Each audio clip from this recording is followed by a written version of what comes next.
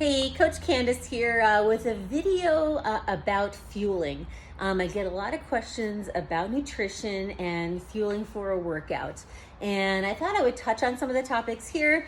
And again, a lot of things will come to mind, and maybe I might just touch on a little bit of everything. But I just wanted to talk about the topic in general. And one thing I'd like people to start off with is their mindset around food. So many folks are trying to eat as little as possible while yet being as successful as possible, whatever their goal might be. But I want you to instead view food as fuel, and moving forward from that, thinking, I want you to be intentional about what you hope to accomplish with your food. So for example, like if you want the most from your workout, you have to fuel it. So perhaps you're doing an endurance activity, like a run. Well, I want to have a good run, so I'm going to be intent about fueling for that well. If I'm going to come in and do a lifting workout, I'm going to be intentional about fueling for that particular workout. If my goal is to gain muscle, I want to be intentional about how I feed my body to promote that. If I want to fuel for fat loss, like honestly, which is kind of similar to fueling for muscle, I want to be intentional about how I go about that.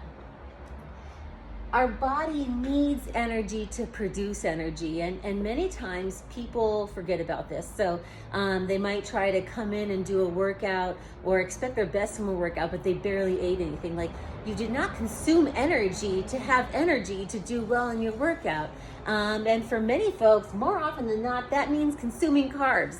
But yet when people want to improve their body composition, that's like the first thing to go. But that's probably the most important thing that you need to have to get the best out of your workout. So, and what that might look like for one person might be different for another. So for example, I enjoy, most often my pre-workout meal is oatmeal with some cherries and some ground flaxseed and chia seed.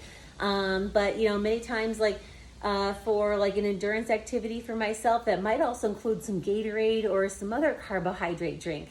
But then some other people are like, oh, oatmeal's gross. Like, well, maybe they like rice cakes, or maybe they want a banana. Like, that's where you got to play around with things for yourself and see what sits well with you and your belly and helps you feel good through the workout.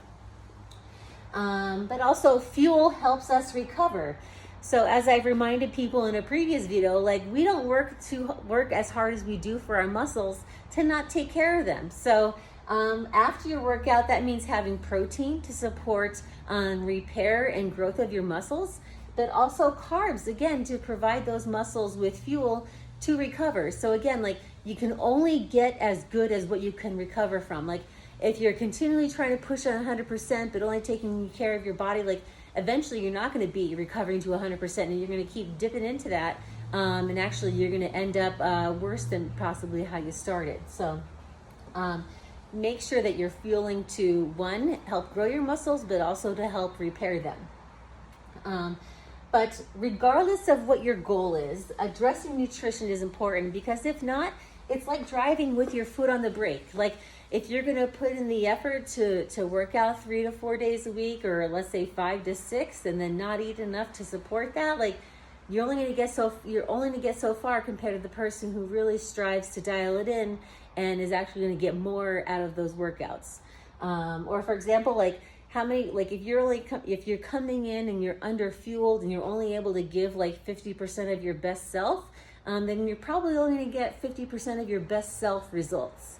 Similarly, like, again, if you're fueling, let's say if your goal is fat loss, which again, like, having more muscle mass helps with fat loss. Again, you want to be intentional. You want to eat as much as possible while still losing weight. Too many times people do the opposite. They try to eat barely enough and then expect the results, and maybe they'll have some in the short term, then in the long term they end up not losing weight or actually gaining weight. So fueling with your activity in mind. Or for example, if your goal is to become stronger in the gym and to perform better, then you have to fuel that. And because if you're not fueling to have a good workout, then you might be leaving some gains on the table from not eating enough or eating appropriately. So all that being said, fueling with the workout in mind, but also learning about what sits well with you, and definitely like how I fuel for, let's say, a basic functional bodybuilding, workout might be a little different than an endurance or a longer session, or sometimes it might mean having to consume carbs during my session. Again, it also comes back down to activity dependent. That's kind of like a lot, and it kind of just more or less the high points. But I want you, in closing, just to be mindful of your mindset. Like, food is fuel, and we need this to support our activity, like I call feed the machine. But also too, remembering that our body needs energy, and expecting yourself to perform well on very little is not going to get you very far. And again, we work too hard for our muscles. Like, why put all this effort in the gym if you're not going to, again, take care of your muscles in return and really have a lot more to show for the work that you've done? So I hope you found that helpful. If I touched upon something and you'd like me to elaborate further, please don't hesitate to ask. And nutrition is one of our favorite things to help people with. So I hope you enjoyed that, and I hope you found it helpful, and I hope you have a wonderful day.